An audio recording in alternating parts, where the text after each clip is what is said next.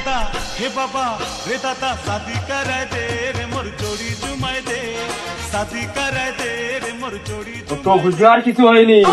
এই 3 নম্বরের কথাটা মাথায় রাখিস। এই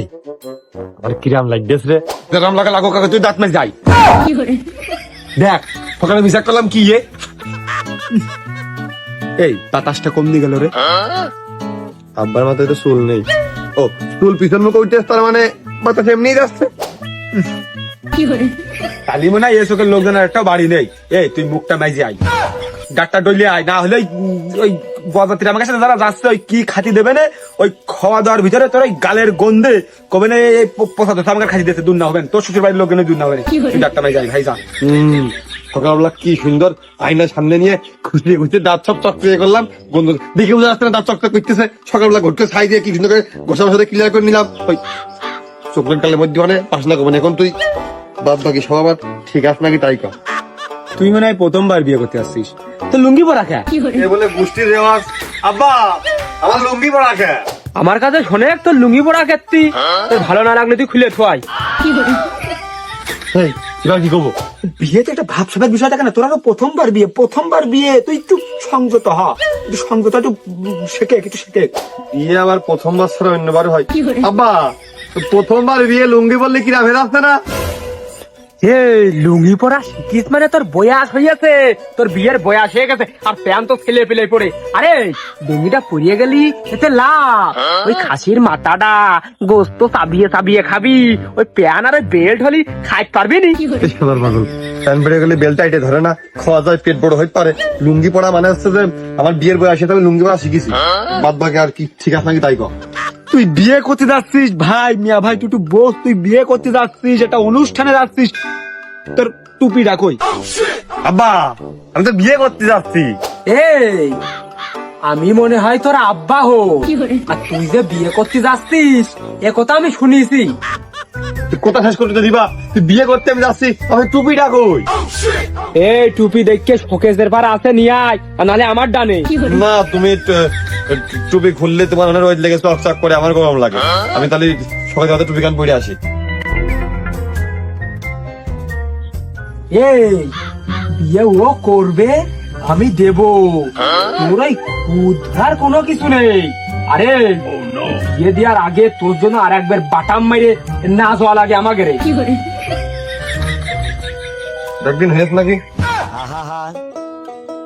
আমি পারি না আর পারি না মোটামুটি ঠিক আছে না এবার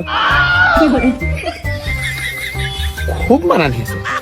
খুব মানান হয়েছে মনে হচ্ছে তুই সুন্দর করে হরিণ শিকার করতে যাচ্ছিস খুব মানান হয়েছে আমি তো করতে যাচ্ছি হরিণ না বউ তো শিকার করতে যাচ্ছি হরিণী থেকে বউ আরো অধিক মূল্যবান জিনিস না আর কোনো ক্ষয়ক্ষতি ভুল থাকলে ক তুই বিয়ে বাড়ি যাবি তো কি বেশ ধরেছিস লুঙ্গির তোলা আবার প্যান কে আব্বা প্যান পরিস কারণ আছে ওই যে ভাই ওই যে ওই ভাবির যারা ছোট বোন আমি দেখেছি ওই তারা বলে ওই ভাই দিতে সেরে যাবে না আমার লুঙ্গি ধরে টান মেরে খুলে ফেল যায় ওই জন্য তোলে প্যান পরিস বুদ্ধি করে যাতে কেউ না দেখতে পারে